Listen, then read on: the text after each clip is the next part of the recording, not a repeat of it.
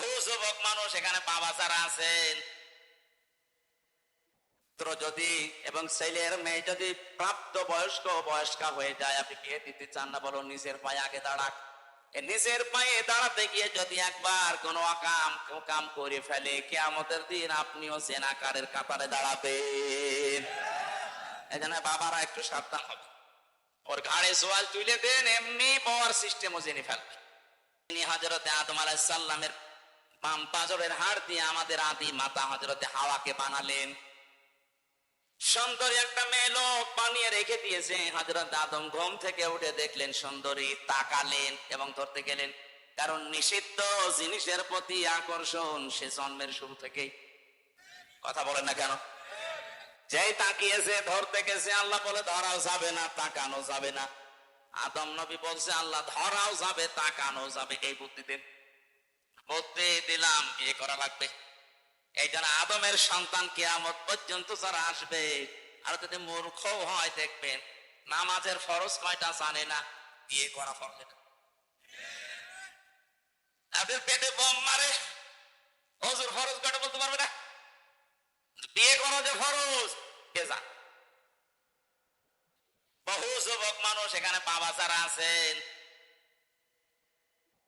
যদি এবং ছেলের মেয়ে যদি প্রাপ্ত বয়স্ক বয়স্কা হয়ে যায়, আপনি বিয়ে দিতে চান না, বলো নিজের পায়ে আগে দাঁড়াক। নিজের পায়ে দাঁড়াতে গিয়ে যদি একবার কোনো কাম করে ফেলে, কিয়ামতের দিন আপনিও জেনাকারের কাতারে দাঁড়াবেন। এই জন্য বাবারা একটু সাবধান হবে। ওর ঘাড়ে সোয়াল তুলে দেন, এমনি পাওয়ার সিস্টেমও জেনে ফেলবে। আমরা মনে করি ওরে নিজের পায়ে দাঁড় করিয়ে, তারপর আমি রিমান্ডে যখন ছিলাম একটা হিন্দু পেয়েছিলাম অফিসার, বাড়ি রাজবাড়ি, রাত 12টায় আসে, ওর 6টায় যায়, প্রায় আসত। আমার বলছে হুজুর, আমি এই বাংলাদেশ, ভারত, পাকিস্তান সহ এই সমস্ত এলাকার মুসলমানদের ইসলাম মানা বাইরের দেশগুলোতে আমি গিয়ে মিশনে ছিলাম। আমি একটা মুসলিম দেশে মিশনে ছিলাম, ওই জায়গায় ওদের যে ইসলাম মানার পদ্ধতি এটা আলাদা। কি করে? অফিসার আমারে বলছিল, আমি ওখানে 2 বছর ছিলাম, এক হোটেলে খাবার খেতাম। যে হোটেলে খাবার খায় ওই হোটেলের মালিক একটা মুসলমান, কিন্তু ছেলেকে বানিয়ে রেখেছে বয়। হোটেল বয়, এই যে পানি, খাবার, রুটি এগুলো এনে দেয়, এই কাজ করে। 2 বছরের ভেতরে দেখলাম কি গো, পরিচয় নিয়ে জানলাম যে ওটা ওর ছেলে। বললাম যে আপনি কি? আমি মুসলমান।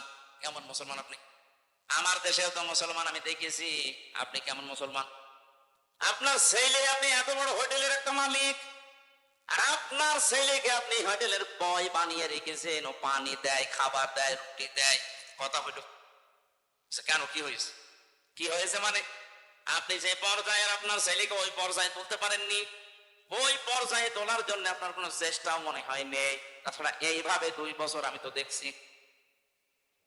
আমারে বলছে মাওলানা, ওই সময় ওই তো হোটেলওয়ালা আমাকে যে কথাগুলো জানিয়েছিলেন, আমি সেই কথা আপনাকে শোনাই, আপনি একটু মিলান তো। উনি আমারে ওই দিন সূরা তাগাবুনের 14 নম্বর আয়াতটা তেলাওয়াত করে শুনিয়েছে। ও মনে করছে আমি মুসলমান, আমি যে হিন্দু ও তো জানে না। আমি হিন্দু হলেও আমি কিন্তু লেখাপড়া করে কোরআনের বহু আয়াত বাংলায় মুখস্থ করেছি। যে সূরা তাগাবুন বলেছে, আমি অফিসে যে বাংলায় বের করে সূরা তাগাবুনের 14 নম্বর আয়াতটা মিলালাম। কি দেখি আছে এখানে? আল্লাহ পাক জানিয়েছেন, ইয়া আইয়ুহাল্লাযীনা আমানু ইন্না মিন আসওয়াজিকুম ওয়া আওলাদিকুম আদুওয়াল লাকুম ফাহযারুহু ইলা আখিরি আয়াত। আল্লাহ ইমানদারকে ডাকতে জানিয়েছেন, হে যারা ইমানের দাবি করো, অবশ্যই তোমাদের স্ত্রী, সন্তানাদি আর সম্পদাদি এগুলো কিন্তু মাঝে মাঝে তোমাদের শত্রু হয়ে দাঁড়াবে। সুতরাং এদের ব্যাপারে খুব সতর্ক থাকবা।